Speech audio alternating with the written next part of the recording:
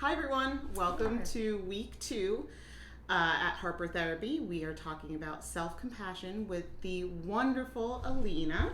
Hey. So last week we started to introduce the concept of self-compassion and it's not just self-care of getting your nails done and going out and doing activities for yourself, but mentally what are you acknowledging that's going on for you? Right. Self-compassion is truly an act of mindfulness.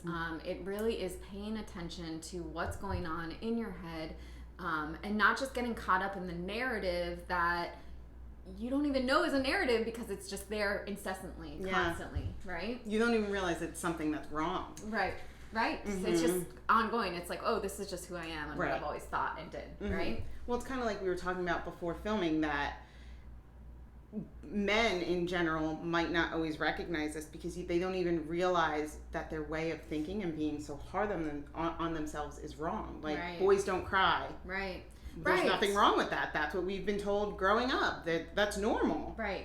But it's not okay because that then kind of spills over into so many other aspects of life regarding your emotions and things, and you can't, it just, that inner critic gets louder and louder when you don't look at that. Right.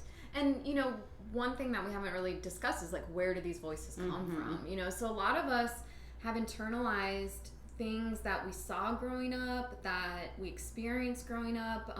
You know, maybe your primary caregivers said things or did things that directly or indirectly that you perceived as a message of how to treat yourself and others, right? Absolutely. I think also that people hear that and they're like, well, I don't remember my parents saying anything terrible. My caregivers didn't say anything awful. No parent is going to be like, hey, I'm going to walk up to my kid and I'm going to totally ruin them right now. I'm going to tell them they suck at life. They're never... No, it's something that they had the best intentions and maybe you were really sad and they were just like, hey, don't cry. Yeah. Because that's just a really common thing. And for whatever reason in your head, hearing that so many times, turn that into, you don't cry. Right. You're not supposed to cry. I mean, it's like the most innocent thing. I have a little baby daughter and, you know, she cries. Guess what? Babies cry. And I notice like my family members, like my mom or an aunt, like every time like she'll cry, they'll be like, no. And I'm like, she's a baby. She's going to cry. Like, let her cry. Like, you know? And I know that that's very minimal, but I just, you know, it's these things that kids are very egocentric. Like, everything that happens is about them. So they're going to internalize these things. And our brains are wired to do that. You know, part of where these voices come on. And when we say voices, like, most people are like, okay, crazy town. Like, I'm hearing voices. That's not how it is at all. Right? Maybe a little bit, but it's normal. Yeah. It's a normal crazy. Normal. Normal, right? Yes. But, you know, our brains are constantly taking in all this sensory input, like, you know, what we see on TV, especially now kids with social media and all of that stuff, right? Absolutely. You know, when I was growing up, there was a lot of TV, magazines, books. I read a lot of books, and everything I'm reading and taking in, my brain is categorizing and trying to make meaning out of. And from all that input come those messages and then the voices, right? So these voices are essentially just internalized beliefs that are constantly talking in our heads, but no one hears them except us. And that we constantly beat ourselves up for. And that, because we're wired for story. And when we don't have, I think Brene Brown says that when we don't have all the facts, we just start to input stuff as it fits.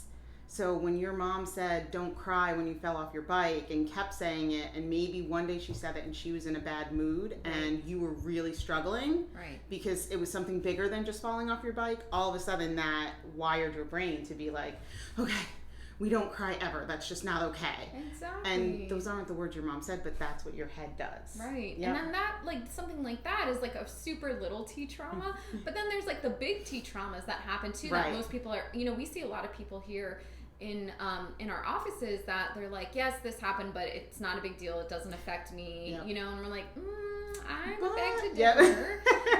But, you know, it's like, those are the things, like, these things have effects on us without our even realizing it. And kind of the way the smoke that, you know how you say that where there's smoke, there's fire? The smoke really is like the anxiety, the way that we talk to ourselves, like being hard on ourselves. Like, so many people I see here, you know, either they're super hard on themselves and they know it and they get into a really state of shame, which I can relate to, or they are hard on themselves, but they don't want to kind of like lean into that, or they don't, that's not their comfort, so they'll get into like angry externalization, like let me just lash out at everyone. So you know, it comes out in different ways, but we can see that there's something going on, and that there might be deeper roots to something if we have like some of those anxious or angry patterns. Absolutely.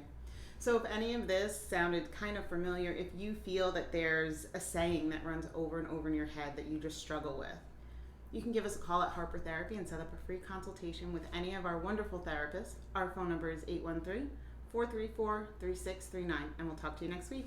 Thanks. Bye.